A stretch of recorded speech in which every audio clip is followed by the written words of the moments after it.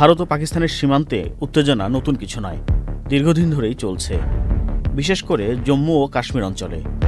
গত 1 এপ্রিল মঙ্গলবার জম্মু ও কাশ্মীরের পঞ্জ সীমান্তে দুদেশের সেনাদের মধ্যে গোলাগুলির ঘটনা ঘটেছে।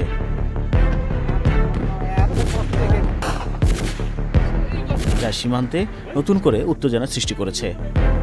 এর ফলে সীমান্তের কাছাকাছি বসবাসকারী লোকজন আতঙ্কিত অবস্থায় দিন পার করছেন।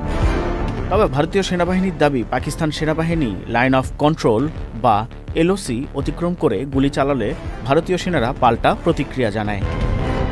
ভারতীয় সেনাবাহিনীর একাধিক সূত্রের বরাত দিয়ে দাবি করা হয়েছে, পাকিস্তানি সেনারা জম্মু ও কাশ্মীরের পুঞ্জ জেলার কৃষ্ণাঘাটি সেক্টরে অনুপ্রবেশের চেষ্টা চালায়।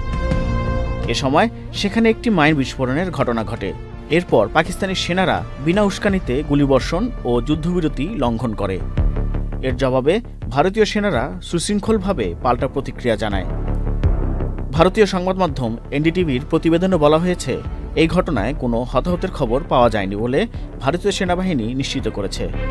তবে তারা দুদেশের সামরিক বোঝাপড়া ও চুক্তিগুলো মেনে চলার আহ্বান জানিয়েছেন, যাতে নিয়ন্ত্রণ রেখায় শান্তি বজায় থাকে।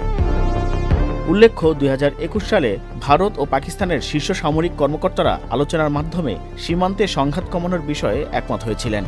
উভয় পক্ষ যুদ্ধবিরতির চুক্তি মেনে চলার প্রতিশ্রুতি দিয়েছিল, কিন্তু সাম্প্রতিক এই হামলায় সেই চুক্তিকে গুরুতরভাবে লঙ্ঘন করেছে, যা সীমান্ত উত্তেজনাকে আরও বাড়িয়ে তুলতে পারে বলে মনে করছেন প্রতিরক্ষা বিশ্লেষকরা।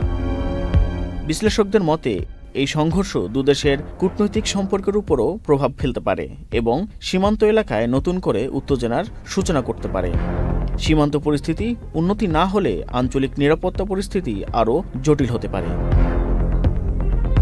জাকিরুল ইসলাম, চ্যানেল আই। যমুনা ইলেকট্রনিক্স ঈদে ডাবল খুশি অফার সিজন 3, যে কোনো পণ্য কিনলেই পাচ্ছেন নিশ্চিত ঈদ উপহার।